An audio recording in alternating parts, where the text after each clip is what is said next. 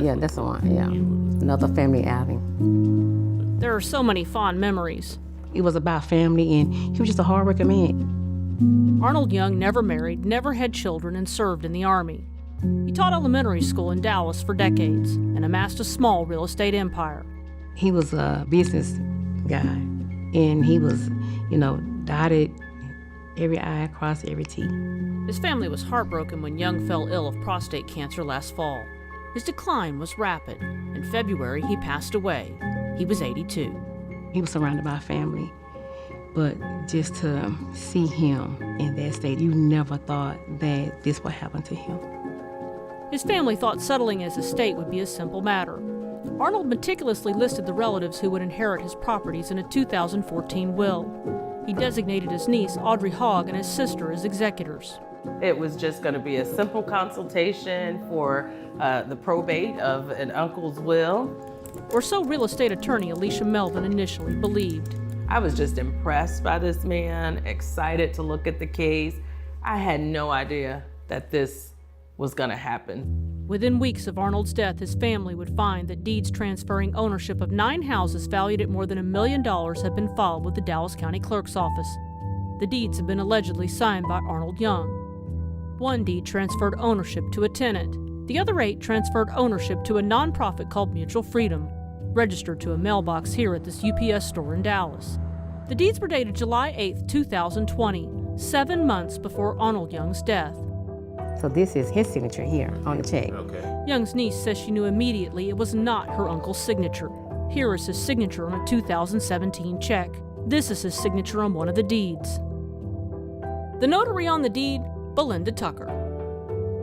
Tucker and her husband are the founders of Mutual Freedom, the nonprofit now claiming ownership of 8 of the homes. Young's family and their attorney question how Belinda Tucker could notarize deeds giving control of the properties to herself. One of the houses deeded over to the Tuckers' nonprofit was Arnold Young's personal residence. Why would he do that? He would not. He would not.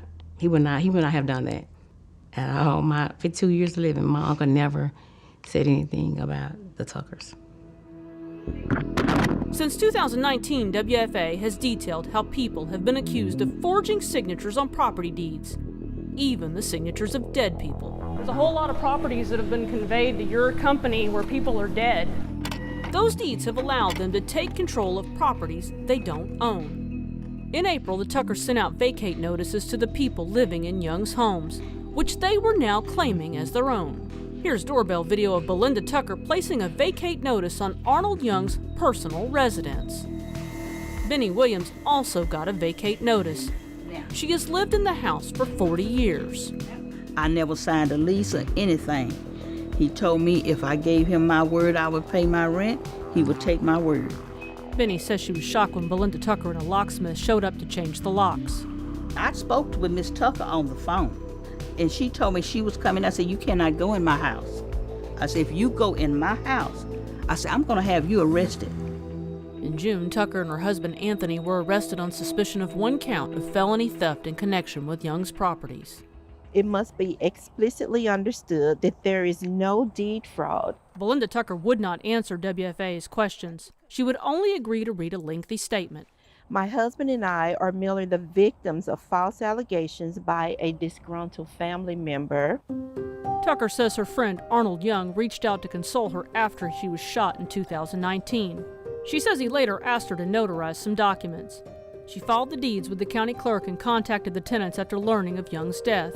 She supposedly met him at a charity event that she was hosting for her company.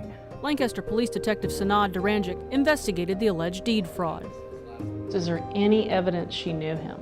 None. So I've asked. I gave her the benefit of the doubt. I was like, is there text messages, phone calls, anything that can show? I mean, even one phone call to his number. I mean, anything to show that, and nothing.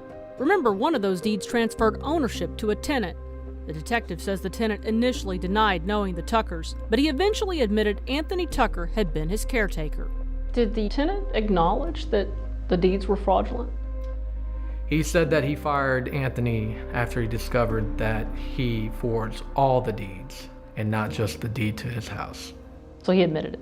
Yes. All you need to do is fake a signature on one of these. As WFA has found in the past, there's another victim when deed fraud happens: the people who buy those properties. She had some property in the name of her nonprofit that she is wanting to cash out on. Real estate investor Andrew Howard runs ads on a local radio station offering to buy homes.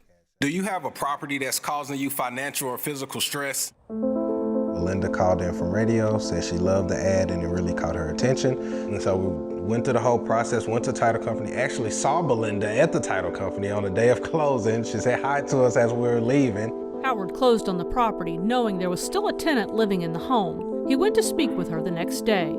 That didn't go well at all. That tenant was Benny Williams. She met me at the door and told me that this whole thing was a Ponzi scheme, that Belinda didn't own the property, so I couldn't possibly own it. The Young family's attorney had filed paperwork with the county clerk's office to keep the houses from being sold. The lady over the title company did tell us that someone dropped the ball, that they made a mistake. That left Howard and his wife on the hook for a loan on a house that they did not have clear title to. What we would like to happen is for it to not be so easy for people to steal property. Because, I mean, we want to buy it, but we want to buy it from the rightful owners. In late October, a Dallas County Justice of the Peace ordered the $55,000 paid by the Howard's lender to the Tuckers nonprofit be returned.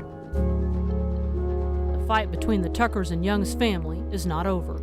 The Tuckers are contesting Young's 2014 will, claiming their nonprofit is the rightful owner of the homes. For them to come in and just take what he built for his family, his legacy, without a thought, you know, it's painful. It's painful. It makes you angry. In Dallas, I'm Tanya Iser.